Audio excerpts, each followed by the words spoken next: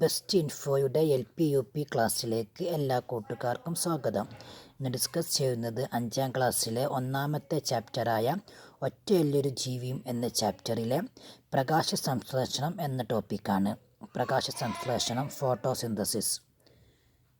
Carbon dye oxide, ജലം എന്നിവ ഉപയോഗിച്ച് സൂര്യപ്രകാശത്തിൽ നിന്നുള്ള ഊർജത്തിൻ്റെ സഹായത്താൽ സസ്യങ്ങൾ ആഹാരം നിർമ്മിക്കുന്ന പ്രവർത്തനത്തെ പ്രകാശ സംശ്ലേഷണം, ഫോട്ടോസിന്തസിസ് എന്ന് പറയുന്നു. കാർബൺ ഡൈ ഓക്സൈഡ്, ജലം എന്നിവ ഉപയോഗിച്ച് സൂര്യപ്രകാശത്തിൽ നിന്നുള്ള ഊർജത്തിൻ്റെ സഹായത്താൽ സസ്യങ്ങൾ ആഹാരം നിർമ്മിക്കുന്ന പ്രവർത്തനത്തെ പ്രകാശ സംശ്ലേഷണം എന്ന് പറയുന്നു. നെക്സ്റ്റ്, ഇലകളിലെ ഹരിതകം ക്ലോറോഫിൽ എന്ന വർണ്ണകമാണ് സസ്യങ്ങളിലെ ആഹാര നിർമ്മാണത്തിന് സഹായിക്കുന്നത്. ഇലകളിലെ ഹരിതകം, അതായത് ക്ലോറോഫില്ലാണ്. നെക്സ്റ്റ്, പ്രകാശ സംശ്ലേഷണത്തിൻ്റെ ഉൽപ്പന്നങ്ങളാണ് glucose, oxygen. Glucose and oxygen.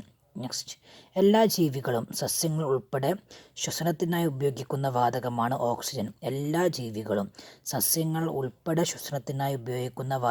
Oxygen. ശ്വസനഫലമായി എല്ലാ ജീവികളും സസ്യങ്ങൾ ഉൾപ്പെടെ പുറന്തള്ളുന്ന വാതകമാണ് കാർബൺ ഡൈ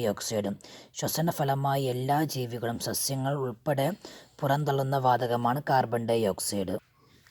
പ്രകാശ സംശ്ലേഷണത്തിനായി സസ്യങ്ങൾ പ്രയോജനപ്പെടുത്തുന്ന അന്തരീക്ഷവാതകമാണ് കാർബൺ ഡൈ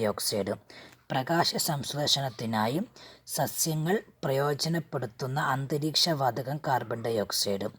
ഇലകളിലെ പച്ച നിറമുള്ള വർണ്ണകമാണ് ഹരിതകം.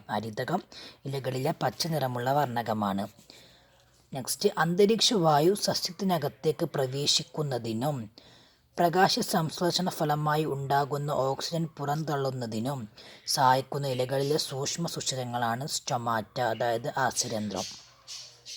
അന്തരീക്ഷവായു സസ്യത്തിനകത്തേക്ക് പ്രവേശിക്കുന്നതിനും പ്രകാശ സംശ്ലേഷണ ഫലമായി ഉണ്ടാകുന്ന ഓക്സിജൻ പുറന്തള്ളുന്നതിനും സഹായിക്കുന്ന ഇലകളിലെ സൂക്ഷ്മ സുഷിരങ്ങളാണ് സ്റ്റൊമാറ്റ, അതായത് ആസ്യരന്ധ്രം. Thank you.